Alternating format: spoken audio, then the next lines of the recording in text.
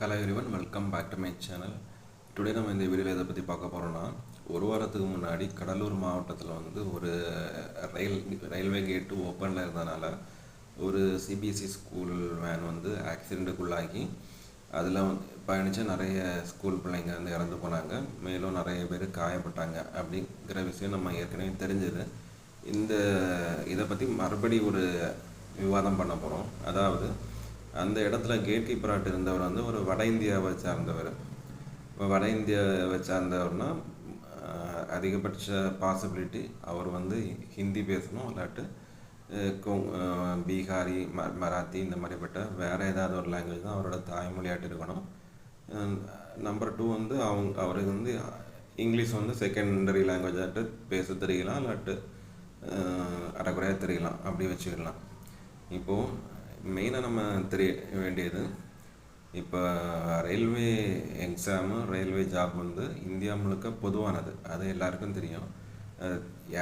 யார் நல்லா அழகாக காம்படிஷன் எக்ஸாமுக்கு படித்து அதில் நல்ல மார்க்கு ஸ்கோர் பண்ணி வேலையை வாங்குறாங்களோ அவங்க எங்கே வேணாலும் வேலை பார்க்கலாம்.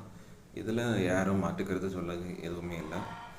இப்போது கன்னியாகுமரியில் உள்ளவர் காஷ்மீரில் போய் வேலை பார்க்கலாம், காஷ்மீரில் உள்ளவர் கேரளாவில் இருந்து வேலை பார்க்கலாம், அதில் எந்த பிரச்சனையுமே கிடையாது. இதில் இந்த ஜாபை பொறுத்த வரைக்கும் ரயில்வே கேட்டுங்கிறது 24 மணி நேரமும் ஒர்க் பண்ணக்கூடிய ஒரு ஏரியா.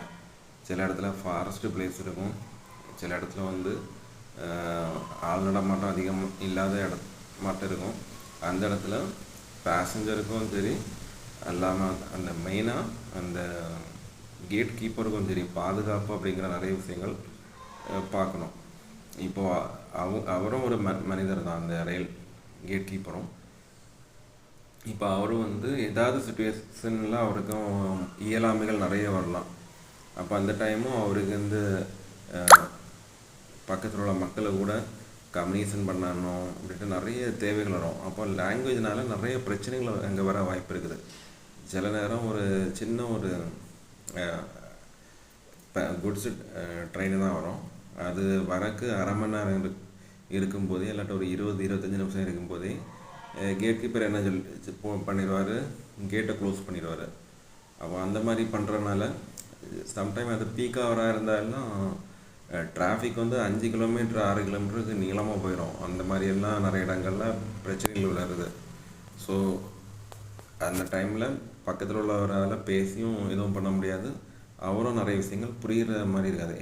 பெஸ்ட் ஆப்ஷன் அந்தந்த லாங்குவேஜ் அந்தந்த ஏரியாவுக்கு உள்ள பீப்புள் ஒர்க் பண்ணால் ரொம்ப நல்லா.